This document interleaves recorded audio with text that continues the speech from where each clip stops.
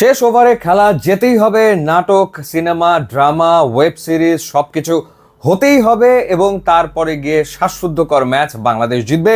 আফগানিস্তানের বিপক্ষে বাংলাদেশ সিরিজ জিতে নিল এবং সেটা নাটক করেই।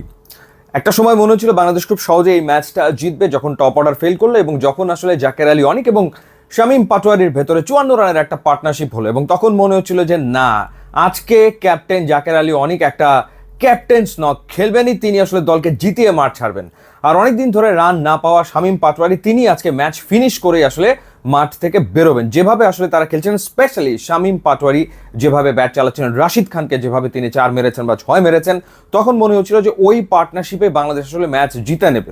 80 রানে পৌঁছে গেল বাংলাদেশ, কিন্তু তখনই আবারও রাশিদ খানের বলে জাকের আলী অনিক এলবিডব্লিউ হয়ে তিনি আউট হয়ে গেলেন এবং তারপরেই আবার একটা ব্যাটিং কলাপস বলা যায় এবং সেটা চূড়ান্ত রূপ নেয়, অর্থাৎ বাংলাদেশের দর্শকদের হৃদস্পন্দনকে চূড়ায় উঠিয়ে নেয় যখন শামীম পাটোয়ারি এক অদ্ভুত শট খেলতে গেলেন নূরের বলে, অর্থাৎ রিভার্স হিট করতে গেলেন, ঠিক যেভাবে এশিয়া কাপে পাকিস্তানের বিপক্ষে ম্যাচে অপ্রয়োজনীয়ভাবে শাহিন আফ্রিদির বলে রিভার্স হিট করতে গিয়ে উইকেটটা থ্রো করে এসেছিলেন, ঠিক একই রকমভাবে তিনি আসলে আউট হয়েছেন। তারপরেও জাকের আলী অনিকের 32 এবং শামীম হোসেন পাটোয়ারির যে 33-22 বলে, এই দুইটা ইনিংসই মূলত আসলে বাংলাদেশকে ম্যাচে রেখেছিল, কিন্তু তাদের উচিত ছিল ম্যাচ ফিনিশ করে আসা। এরকম নাটক আসলে উপহার না দিলেও পারতেন এই দুইজন। পরবর্তী সময় যথারীতি সুপার ফিনিশার বনে যাচ্ছেন নুরুল হাসান সোহান। আগের ম্যাচটা তিনি জিতিয়েছেন, সম্ভবত 22 রান করেছিলেন। এই ম্যাচে তিনি 21 বলে 31 রানে অপরাজিত থাকলেন। তিনটা দুর্দান্ত ছক্কা, 2টা মেরেছেন মোহাম্মদ নবীকে, একটা 4 মেরেছেন এবং 147.61 স্ট্রাইক রেটে তিনি ব্যাট করেছেন। তখনও নাটকের বাকি।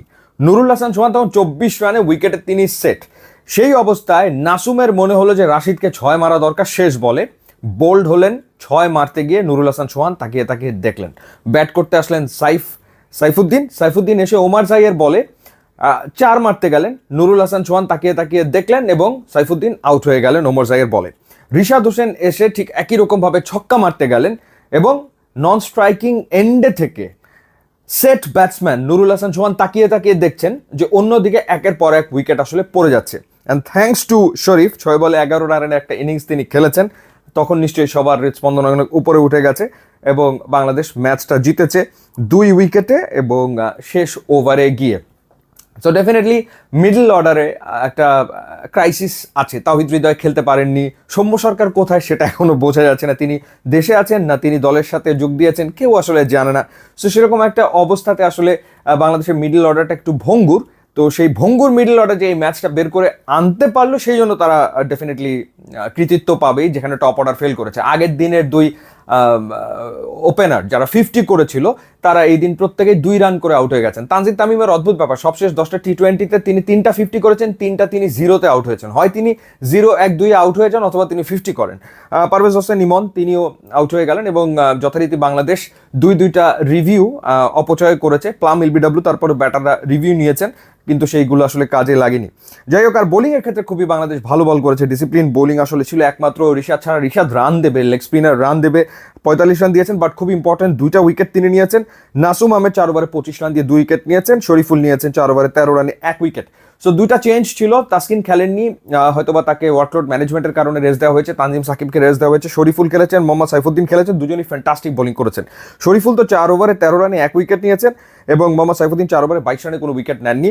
মুস্তাফিজ ওয়াজ আ বিট এক্সপেন্সিভ, 4 ওভারে 40 রান তিনি আসলে দিয়েছেন।